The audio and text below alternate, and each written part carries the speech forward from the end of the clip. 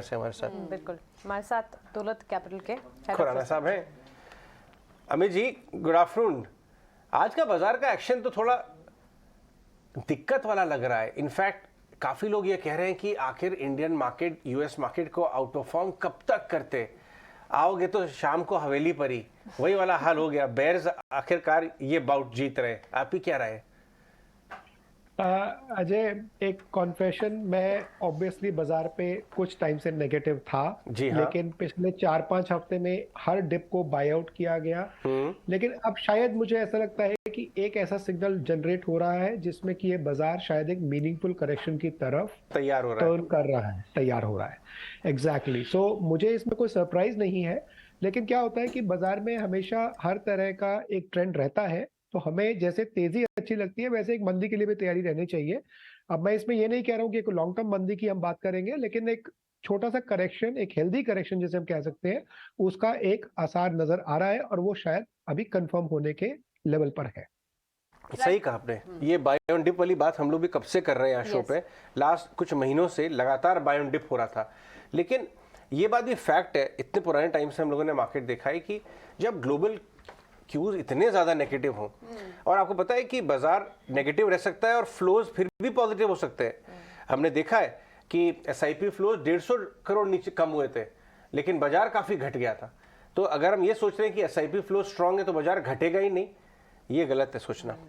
और जो चढ़ा है वो थोड़ा सा तो डाइजेस्ट होगा और आई थिंक हेल्दी बनाएगा बाजार को। मैं तो 680 16,800 के आसपास तक, 16,980 50 के आसपास तक बहुत हेल्दी कर देगा बाजार। सारी फ्रॉथ और लाइट ट्रेडर्स निकल जाएंगे। ये जरूरी भी है, बिल्कुल जरूरी है नेक्स्ट लेग के लिए। पूछते हैं कि अमित इस वक्त क्या थोड़े फियरफुल लग रहे हैं? अमित, अगर गुड आफ्टरनून, ये जो कमेंट्री आप देख रहे हैं, आप ग्रीड एंड फियर रिपोर्ट्स भी देखें क्रिसवुड की, थोड़ा सा यूएस मार्केट्स और ग्लोबल हेडविंड्स को भी डिस्कस करते हैं। वहां रिसेशन की बात की जा रही है, जून के लोस को रीटेस्ट करने की बात की जा रही है। क्या ये स्टेटमेंट्स आपको, ये कन्विक्शन क्या आपको थोड़ा बहुत फियरफुल बना रही है? देखिए, ग्लोबली ऑब्वियसली एक फियर का फैक्टर है, काफी कंसर्न है, क्योंकि जिस सिचुएशन में हम हैं वो बहुत दशकों तक शायद नहीं हुए। कहने का मतलब ये है कि इकोनॉमी में रिसेशन की बात और उधर सेंट्रल बैंक्स रेट हाइक करें, ऐसा कॉम्बिनेशन हमने बहुत सालों में नहीं देखा है। तो ये ग्लोबल लेवल पे तो एक बहुत ही पैनिक वाला सिचुएशन क्रिएट कर रहा है, और जिसका हम इम्पैक्ट देख रहे हैं कि डाउ इज ऑलमोस्ट अभी जून के लोज के आसपास आ चुका है। लेकिन इंडिया का सिनेरियो थोड़ा अलग है, इस कारण से कि हमारे मैक्रोज रिलेटिवली थोड़े हेल्दी सिचुएशन में है और हमारे ऊपर अभी तक उतना रिसेशन या बाकी कंजम्पशन ग्रोथ पर इम्पैक्ट नहीं दिख रहा। रादर इंडिया में ग्रोथ अभी भी इंटैक्ट लग रही है।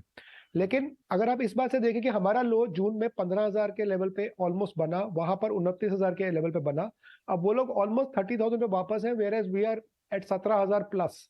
तो उस हिसाब से आउट परफॉर्मेंस भी इंडिया में रिफ्लेक्ट हो रही है, जो कि इस बात को कैप्चर कर रही है कि इंडिया का पोजीशनिंग थोड़ा बेटर है।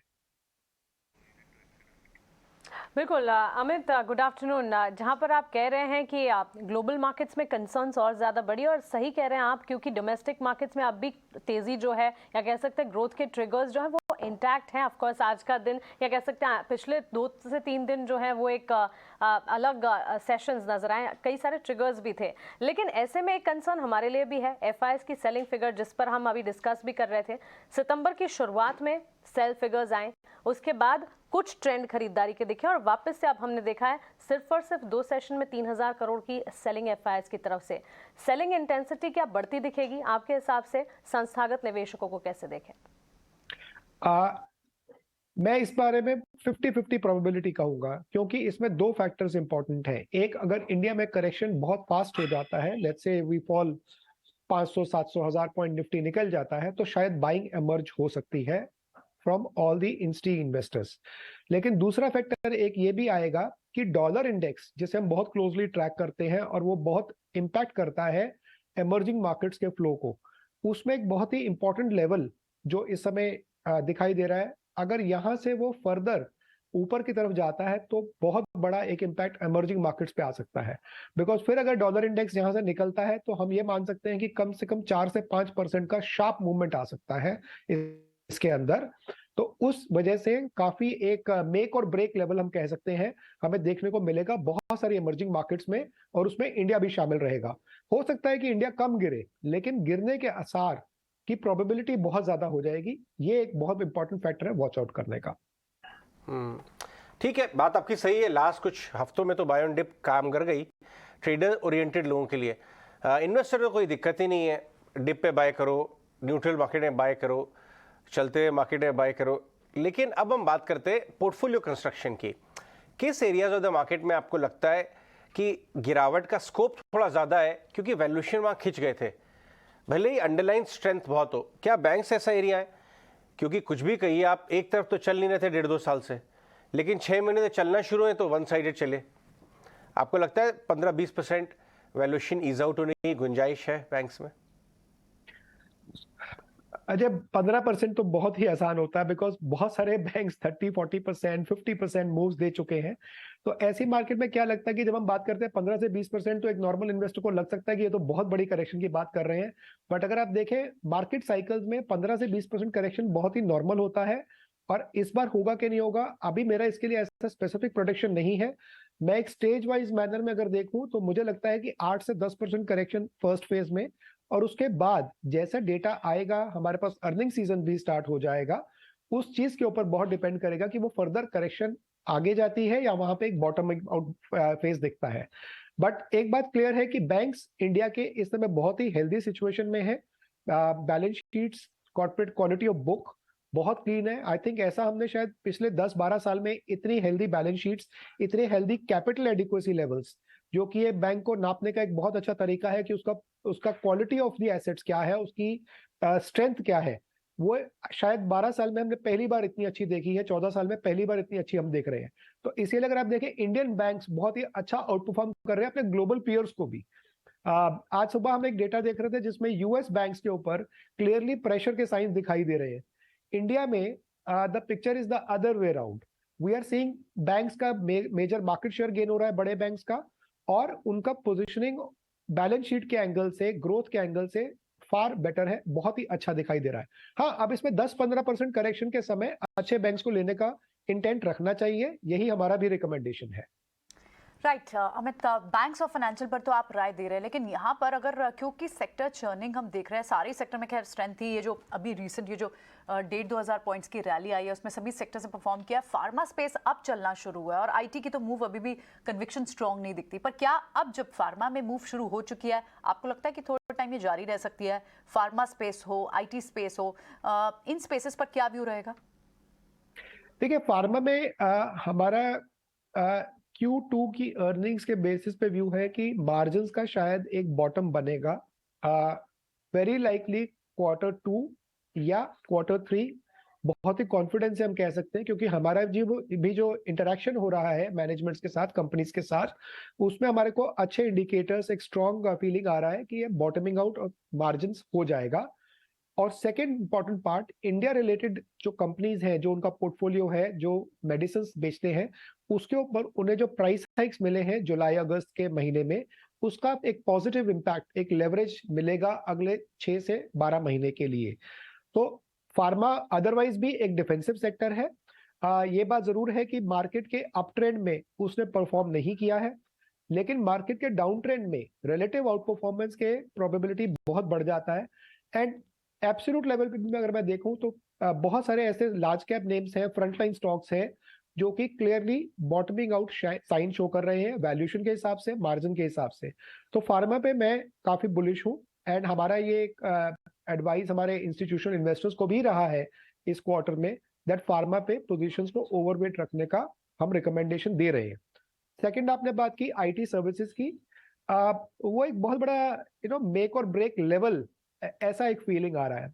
अगर हम ग्लोबल ट्रेंड देखें तो रिसेशन के फियर्स की वजह से अमेरिका में नैस्डैक बहुत बड़ा करेक्शन लिया है, लेकिन वो इस लेवल पे अब पहुंचा है कि यहां से आइदर वेज का आपको एक बहुत शार्प मूव मिल सकता है, और वही ट्रेंड मुझे इंडिया में भी रिफ्लेक्ट होता दिखाई दे रहा है।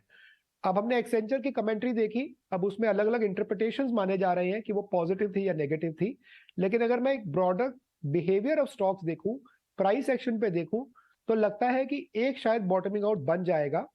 लेकिन अभी ये कहना कि फाइनल बॉटम बन चुका है और यहां से डाउनसाइड नहीं है, बहुत ही मुश्किल है। सो नेक्स्ट फ्यू डेज में, नेक्स्ट फ्यू वीक्स में मुझे लगता है कि जैसे अर्निंग्स आएंगी, बाकी डेटा पॉइंट्स आएंगे ग्लोबल और इंडिया में, शायद हमारे को एक डिसाइसिव एक्शन लेने का मौका मिलेगा। Absolutely behavioural bottom out IT पर बन सकता है, लेकिन एक्सेंचर के नंबर्स के बाद जब अगले महीने डोमेस्टिक आईटी कंपनी के नंबर्स आएंगे उस पर खास नज़र रखनी होगी। लेकिन अमित, साथ ही फेस्टिवल डिमांड की जहां हम बात कर रहे हैं, फेस्टिवल डिमांड को ध्यान में रखते हुए apparels, automobiles, jewellery counters, electronics for that matter, यहाँ पर काफ़ी अच्छी मजबूती, ट्रैक्शन बिल्टअप होता दिखेगा। इन तमाम स्पेसेस में से कोई space for that matter unlock theme के कैंडिडेट्स भी रहे, होटल स्टॉक्स और फेस्टिवल डिमांड के तौर पर होटल सेक्टर में भी ट्रैक्शन दिखेगा? यस, सो हमारा व्यू लास्ट 6 महीने में, जब से इंडिया में पूरा इकोनॉमी ओपन हुआ, ओवरऑल ट्रैवल, हॉलीडे, इवेंट्स सब कुछ स्टार्ट हुआ, हमारा व्यू ये था कि डोमेस्टिक कंजम्पशन में बहुत ही अच्छा स्ट्रेंथ है, बहुत अच्छा एक इंटेंट है। अब हम और आप लोग भी तो हॉलीडेज पे और बाकी सब कंजम्पशन कर ही रहे हैं, और वो एक ब्रॉडर इकोनॉमी में अच्छे से रिफ्लेक्ट कर रहा है। हमारे चैनल चेक्स, हमारे जो मार्केट में अभी एनालिस्ट टीम विजिट्स कर रही हैं, हम लोग बहुत सारा लोगों से बात कर रहे हैं, उसमें एक पॉजिटिविटी, एक कॉन्फिडेंस लेवल हमें क्लियरली दिखाई दे रहा है। और इसीलिए अगर आप देखें, होटल स्टॉक्स में हम लोग बुलिश रहे हैं, रिटेल स्टॉक्स में बुलिश रहे हैं, और कंजम्पशन रिलेटेड थीम्स जैसे autos and even real estate पे हम लोग बुलिश रहे हैं, और वो हमारा स्टैंड अभी भी इंटैक्ट है। कहाँ पे आप हॉलिडे करके आए हैं अभी, जो इतना हॉलिडेज को प्रमोट कर रहे हैं, और हमारे को एंकर्स को भी आप कह रहे हैं, हिंट कर रहे हैं कि जाइए छुट्टियां ले, खूब हॉलिडे करके आइए? आपके और मेरे होम टाउन दिल्ली। अरे क्या बात है, हमारे यहाँ प्रियंका जी भी दिल्ली की हैं, और वो तब से दिल्ली की सर्दी सुबह से याद दिला रही हैं, क्योंकि आज सुबह मुंबई में काफ़ी सर्दी हो रही थी, 23-24 डिग्री का तापमान हो गया था। वेरी गुड, बहुत बहुत शुक्रिया, बहुत अच्छी बात है आपने ये बताई। कंजम्पशन की मैं आपसे एक और बात करना चाहूँगा, जो हाई एंड कंजम्पशन आइटम है इंडिया में, उसके भी कुछ लिस्टेड कंपनीज हैं, लिकर कंपनीज हैं, प्रीमियम होटल्स हैं, वहाँ पे 40-50% की ग्रोथ है। अगर low ticket size mass consumption item में 15-20% है, तो वहाँ 40-50% की ग्रोथ है, और दूसरा मार्जिन भी बहुत हाई है। उस कैटेगरी में थोड़ा स्लाइटली प्रीमियम साइड पे आपको कौन से स्टॉक्स या एरिया पसंद है? देखिए, उसमें एल्कोबेव कंपनीज का एक स्ट्रक्चरल ट्रेंड रहा है कि कोविड लॉकडाउन के दौरान जो एक कंजम्पशन का पैटर्न बन गया कि लोगों ने अपनी कंजम्पशन को अपग्रेड किया। एंड मैं इसमें एक बात और भी कहूंगा कि स्टेट गवर्नमेंट्स का जो स्टैंड रहा है एल्कोबेव कंपनीज के प्रति बहुत कंस्ट्रक्टिव रहा है। अनलाइक पिछले कुछ सालों में हमने देखा कि सेक्टर को सिर्फ टैक्स कलेक्शन के रूप में यूज किया जाता था, अभी गवर्नमेंट ने बहुत सारे पॉजिटिव एक सपोर्ट भी दिया है इंडस्ट्री को। वो इस बात से नहीं कि ऑब्वियसली एल्कोबेव को बढ़ावा दें या एक सोशल प्रॉब्लम्स क्रिएट करें, लेकिन इस बात से कि एक हेल्दी एनवायरनमेंट बने जिसमें सरकार को भी टैक्स मिले और कंपनीज की ग्रोथ भी हो। तो वो एक बहुत बड़ा फैक्टर रहा है इन कंपनीज की परफॉर्मेंस में चेंज लाने का। प्राइस हाइक्स अब काफी एक्टिवली दिए जाते हैं गवर्नमेंट के द्वारा, स्टेट गवर्नमेंट्स के द्वारा, और डिस्ट्रीब्यूशन कंपनीज का काफी मेजर ग्रोथ आया है कुछ सालों में। तो मुझे लगता है कि ये बहुत बड़ा फैक्टर रहा है, और कंपनीज ने भी कॉस्ट मैनेजमेंट बाकी सब चीजों पर ध्यान देके, मुझे लगता है कि एल्कोबेव, अगर मैं मानूं कि 3 से 5 साल में एक बहुत बड़ा ग्रोथ का अपॉर्चुनिटी बनेगा, क्योंकि इसमें पोर्टफोलियो का प्रीमियमाइजेशन हर कंपनी करने का कोशिश कर रही है। तो उस हिसाब से हम लोग रेडिको और यूनाइटेड स्पिरिट्स दोनों पर काफी बुलिश है। जहां तक बात है बाकी कैटेगरीज की, हर एक कैटेगरी में ये अपॉर्चुनिटी हमें दिखाई दे रही है। अब एज एन इन्वेस्टर हर एक को अपना अपना पोर्टफोलियो डिजाइन करना होगा। मेरा रिकमेंडेशन ये है कि आपको एक बास्केट बनानी चाहिए, क्योंकि इंडिया अगले 3 से 5 साल में काफी प्रीमियमाइज होगा across all categories of consumption. बिल्कुल, एब्सोल्युटली। तो ये सारी इनसाइट्स तो काफ़ी इंटरेस्टिंग है अमित, बहुत बहुत शुक्रिया आप समय देने के लिए, और ये सारे इनसाइट्स हमारे व्यूअर्स तक शेयर करने के लिए बहुत बहुत शुक्रिया आपका।